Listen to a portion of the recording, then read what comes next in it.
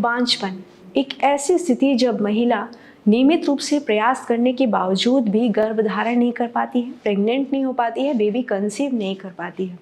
ऐसे में फीमेल्स महिलाएं बहुत ज़्यादा परेशान हो जाती हैं, क्योंकि ना तो उन्हें इनके कारण का पता होता है कि ये किस वजह से हो रहा है, ना ही उन्हें लक्षण समझ में आते हैं, जिसकी वजह से ये प्रॉब्लम और ज़्यादा धीरे धीरे गंभीर होती जाती है, बढ़ती जाती है। नमस्कार, भारत होम्योपैथी के यूट्यूब चैनल में आपका बहुत बहुत स्वागत है। और आज के वीडियो में हम बात करेंगे महिला बांझपन के बारे में कि ये किस कारण से होता है और इसके लक्षण क्या क्या है। तो आइए शुरू करते हैं। महिला बांझपन से आज लाखों महिलाएं परेशान हैं, और अगर इसके कारणों को देखें तो कई सारे कारण हमारी नज़र में आते हैं, देखने में आते हैं, जिसमें सबसे पहला कारण है हॉर्मोन्स का बैलेंस ना होना।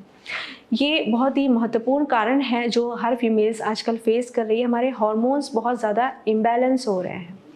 किस वजह से हो रहे हैं?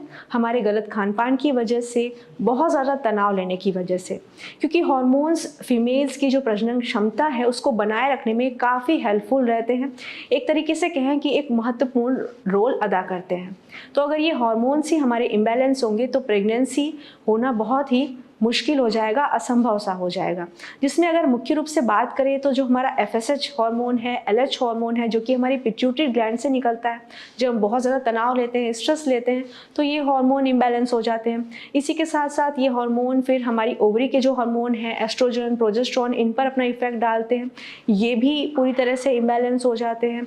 बात करें तो प्रोलैक्टिन जो एक हार्मोन है, जब महिला प्रेग्नेंट होती है तब ये बढ़ता है, लेकिन अगर ये पहले ही बढ़ जाए तो ये इनफर्टिलिटी का कारण बनता है। AMH हार्मोन, थायराइड हार्मोन, ये भी इनफर्टिलिटी का कारण बनते हैं। आपने कई सारी फीमेल्स में देखा होगा, अगर उन्हें थायराइड की प्रॉब्लम है तो वो बेबी कंसीव करना भी चाहती हैं तो बेबी कंसीव नहीं हो पाता है, और अगर कंसीव हो भी जाता है तो मिसकैरेज होने के चांस रहते हैं या बेबी का अच्छे से डेवलपमेंट नहीं हो पाता है।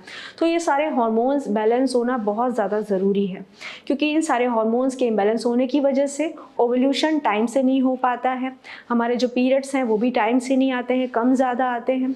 साथ ही जो आजकल प्रॉब्लम देखने को मिल रही है PCOD और PCOS, ये प्रॉब्लम भी बहुत ज़्यादा बढ़ जाती है हार्मोन्स इम्बैलेंस की वजह से। जैसा कि हम अपने हर वीडियो में आपको बताते हैं, PCOD और PCOS की ज़्यादा जानकारी के लिए आप हमारे आई बटन पर क्लिक कर सकते हैं, वहाँ से आप पूरी जानकारी ले सकते हैं। तो PCOD और PCOS में भी जो हमारे अंडे होते हैं वो सिस्ट के फॉर्म में बदल जाते हैं, फॉलिकल्स के रूप में बदल जाते हैं, जिसकी वजह से आगे जाके इनफर्टिलिटी की प्रॉब्लम होती है।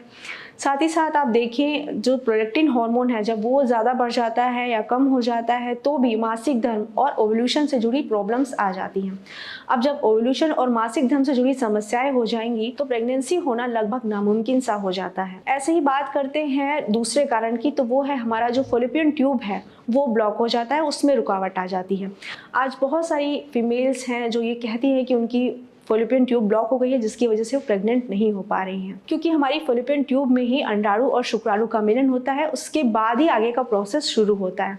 और जब ये प्रोसेस ही रुक जाएगा, ये प्रोसेस ही नहीं हो पाएगा, तो प्रेगनेंसी होना नामुमकिन सा हो जाएगा। तो ऐसे में ये प्रॉब्लम क्यों होती है? ये होती है बहुत ज़्यादा इन्फेक्शन की वजह से, जिसको हम PID भी बोलते हैं। जब महिलाओं को बार बार इन्फेक्शन होता है, साथ ही अगर जो महिला बार बार गर्भपात कराती है उसकी वजह से भी इन्फेक्शन ज़्यादा बढ़ जाता है, जिसकी वजह से फॉलोपियन ट्यूब ब्लॉक हो जाती है। या फिर किसी किसी कारण में ऐसा भी देखा गया है, फाइब्रॉइड का साइज़ इतना ज़्यादा बढ़ जाता है जो कि जो हमारी फॉलोपियन ट्यूब है उसको ब्लॉक कर देता है, उस पर रुकावट आती है। तो इस वजह से भी प्रेगनेंसी में बहुत ज़्यादा प्रॉब्लम आती है। साथ ही साथ जो इसका एक और कारण है वो है ट्यूबरकुलोसिस या TB होना। इसमें भी फॉलोपियन ट्यूब ब्लॉक होने के बहुत ज़्यादा चांसेस रहते हैं। इसी के साथ साथ अगर बच्चेदानी में अगर प्रॉब्लम है तो भी इनफर्टिलिटी की प्रॉब्लम हो जाती है। बच्चेदानी में प्रॉब्लम जैसे कि आपके जो बच्चेदानी का साइज़ है वो छोटा हो गया है, साइज़ जो प्रॉपर रहता है वो नहीं रहा है, या फिर किसी तरीके से वहाँ पे इन्फेक्शन हो गया है, जो बच्चेदानी का मुंह होता है वहाँ पे इन्फेक्शन हो रहा है, बार बार स्वेलिंग रह रही है, तो भी प्रेगनेंसी होना बहुत ही मुश्किल हो जाता है। साथ ही साथ जो बच्चेदानी की लेयर होती है अगर वो कमज़ोर हो गई है तो बच्चा वहाँ पे चिपक नहीं पाएगा, जिसकी वजह से भी आपको इनफर्टिलिटी की प्रॉब्लम होगी, बार बार मिसकैरेज होगा। साथ ही साथ अगर हमारी ओवरी भी ठीक से काम नहीं कर रही होती है, ओवल्यूशन टाइम पे नहीं हो रहा होता है, तो भी इनफर्टिलिटी के चांसेस रहते हैं, इनफर्टिलिटी की प्रॉब्लम होती है। साथ ही एक और प्रॉब्लम है एंडोमेट्रियोसिस। इसमें भी जो हमारी बच्चेदानी है उस पर टिश्यूज बन जाते हैं, जिसकी वजह से गांठ बनती है, स्कार्स हो जाते हैं, इस वजह से भी बांझपन की प्रॉब्लम आ जाती है।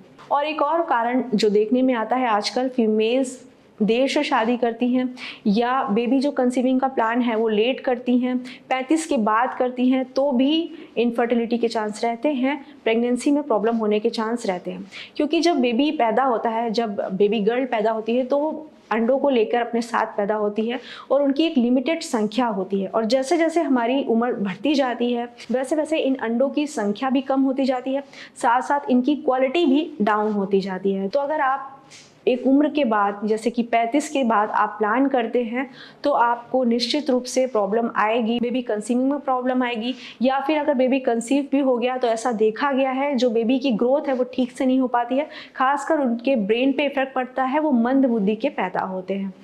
तो ये सारी प्रॉब्लम्स होती हैं हमारे, मुख्य रूप से अगर आप देखें तो हमारे हार्मोन्स के इम्बैलेंस की वजह से।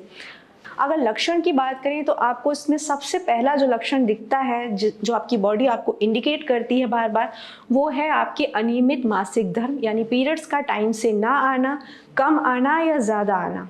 तो आपको इससे बिल्कुल भी लापरवाही नहीं करनी है। अगर आपके पीरियड्स टाइम से नहीं आ रहे हैं, कम आ रहे हैं या ज़्यादा आ रहे हैं, तो आपको निश्चित रूप से एक बार डॉक्टर से कंसल्ट करना चाहिए।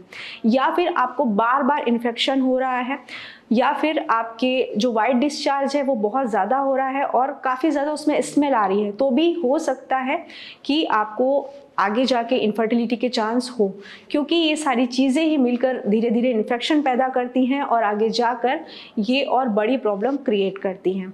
साथ ही अगर आपको पेट का भी कोई इन्फेक्शन रहा है तो इसमें भी लापरवाही ना करें, डॉक्टर से कंसल्ट कर टाइम से इसकी दवा लें। और अगर आपको इंटरकोर्स के दौरान या फिर पीरियड्स के दौरान बहुत ज़्यादा पेन महसूस होता है तो भी इसमें लापरवाही ना करें, हो सकता है ये भी एक इंडिकेशन हो, एक लक्षण हो इनफर्टिलिटी होने का। तो ये सारे कुछ लक्षण हैं जिन्हें आप समझ पाएँ और समय पर इसका इलाज कराएं। तो आज के वीडियो में बस इतना ही, मिलते हैं नेक्स्ट वीडियो में। धन्यवाद।